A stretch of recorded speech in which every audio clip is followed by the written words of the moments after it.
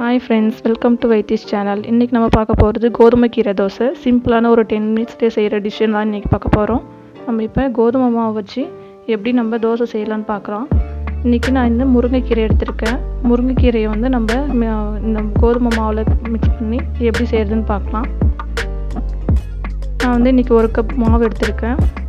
இதில் 2 ஸ்பூன் கடலைப்பருப்பு, சீரகம், தாளித்து வச்ச வெங்காயமும் தாளிக்கிறதுக்காக வெங்காயம், பச்சை மிளகாய்.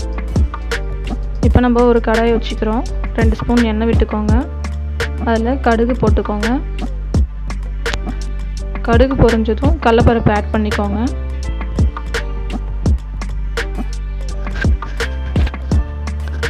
கடலைப்பருப்பு நல்லா செவற வரைக்கும் வறுத்துக்கோங்க.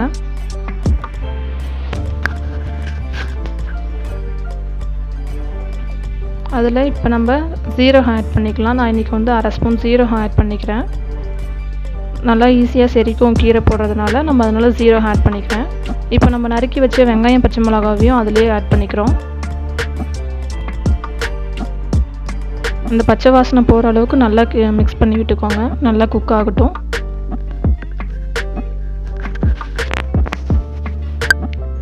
நல்லா குக் ஆனதும் நம்ம ஆஃப் பண்ணிடலாம்.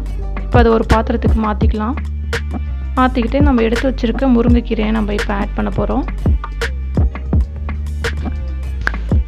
மாவையும் அதில் ஆட் பண்ணிக்கலாம். கோதுமை மாவையும் அதில் போட்டு மிக்ஸ் பண்ணிக்கோங்க. தேவையான அளவு உப்பு, லைட்டாக தண்ணி விட்டு கொஞ்சம் கொஞ்சமாக கரைச்சிக்கோங்க. இப்போ பார்த்திங்கன்னா நான் ஒரு தோசை ஊற்றுற அளவுக்கு நான் வந்து மிக்ஸ் பண்ணி எடுத்து வச்சுருக்கேன். இப்போ நம்ம ஒரு பேனை சூட் பண்ணிக்கலாம். தோசைக்கல் சூடானதும் நம்ம இப்போ வந்து தோசை போட்டுக்கலாம்.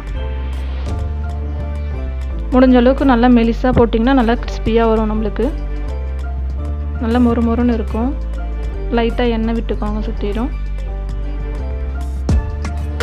இது வந்து ரொம்ப ஹெல்த்தியானது. நம்ம சின்ன பிள்ளைங்க வந்து பெரியவங்க வந்து எல்லாருக்குமே இது வந்து நல்லது.